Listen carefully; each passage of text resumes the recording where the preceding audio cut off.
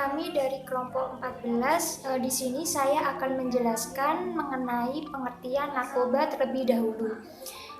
Secara umum, narkoba merupakan singkatan dari narkotika dan obat-obatan berbahaya, atau yang biasa dikenal dengan istilah psikotropika. Narkoba sendiri merupakan bahasa dari Yunani, yaitu naukon, yang berarti membuat lumpuh atau mati rasa.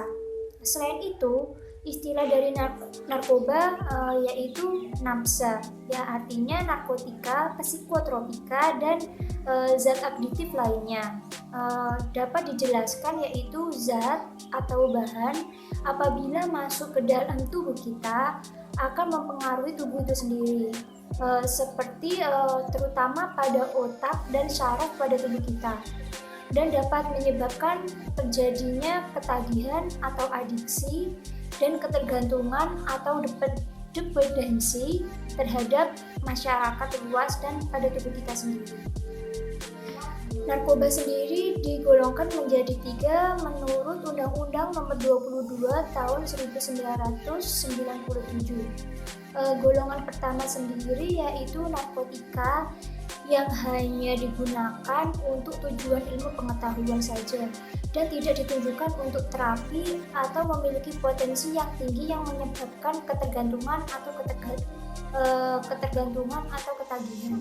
Dan yang golongan kedua sendiri yaitu narkotika yang bersifat pengobatan dan digunakan sebagai pilihan terakhir.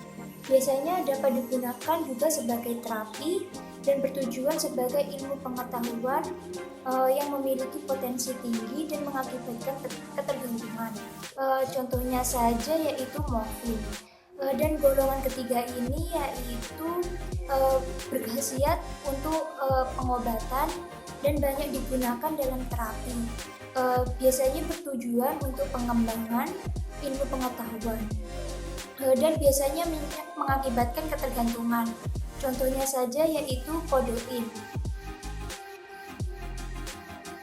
Sebelum saya menjelaskan bagian saya, di sini saya akan menjelaskan bahwasanya CART itu dibagi menjadi 3, yaitu yang pertama CART makroetis, dan yang kedua yaitu CART mesoetis, dan yang terakhir yaitu CART mikroetis. Di sini saya akan menjelaskan yang pertama yaitu CART makroetis.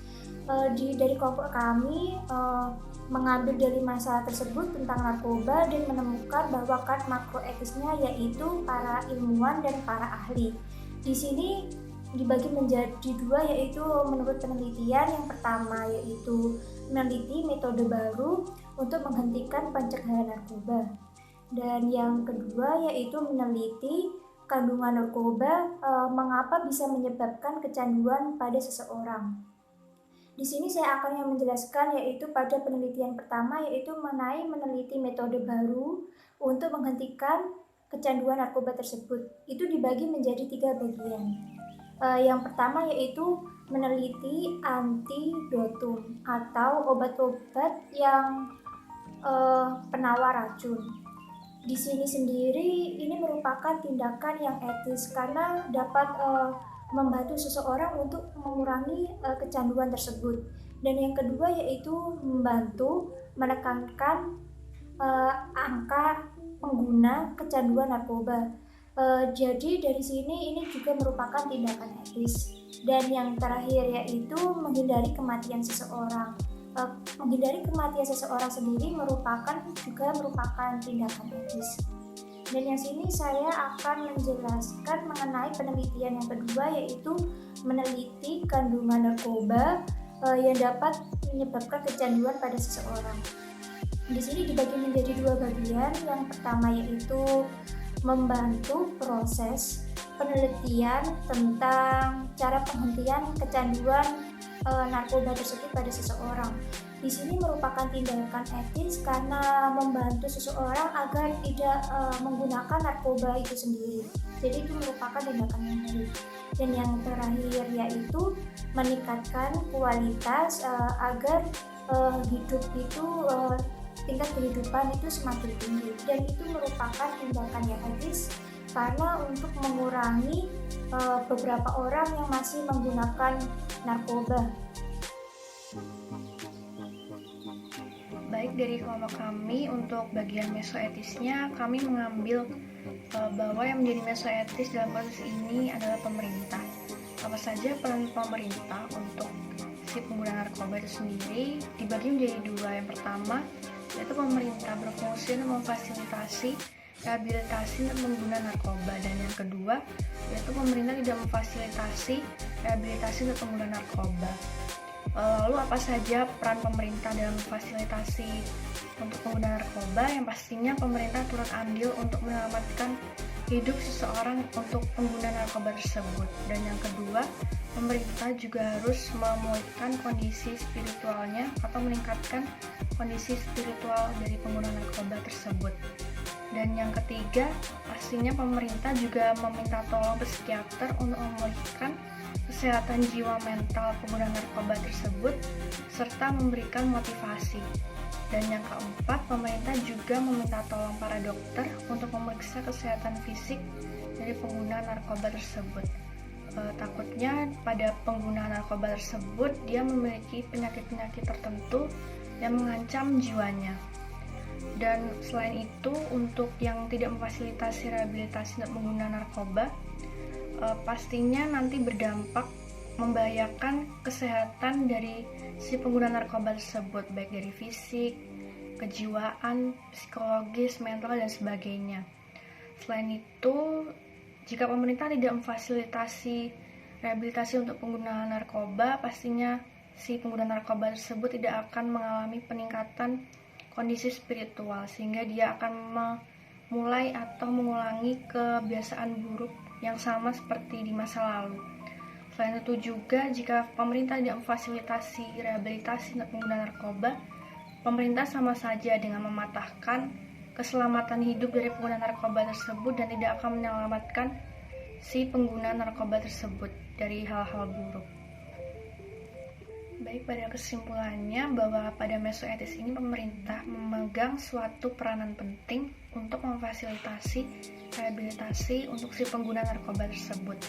Jika pemerintah memberikan fasilitas rehabilitasi yang baik atau layak kepada si pengguna narkoba tersebut, berarti pemerintah turut peduli terhadap si pengguna narkoba tersebut agar dia bisa memulai kehidupan secara positif dan tidak akan melakukan hal-hal buruk lagi, sehingga si pengguna narkoba tersebut dapat hidup dengan lebih positif dan juga tidak akan dikucilkan dari lingkungan sosialnya.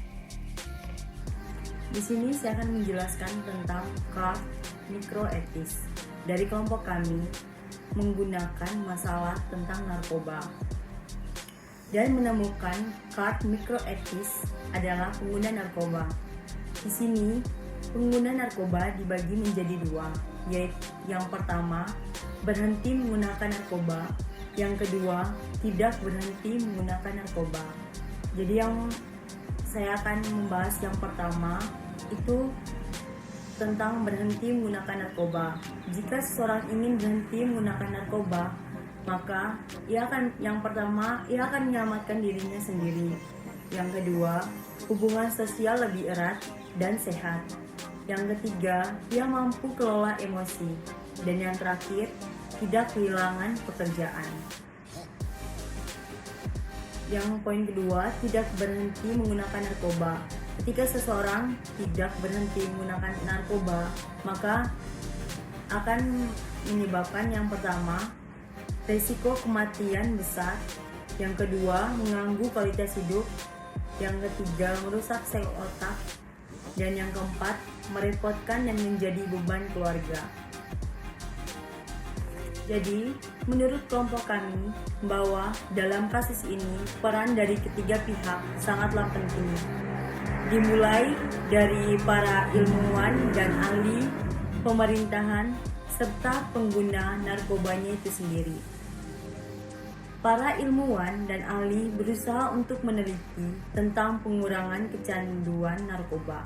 Sementara pemerintahan harus memberikan fasilitas rehabilitasi kepada pengguna narkoba, serta kesadaran diri masing-masing dari pengguna narkoba juga turut adil dalam penanganan kasus pengurangan kecanduan narkoba.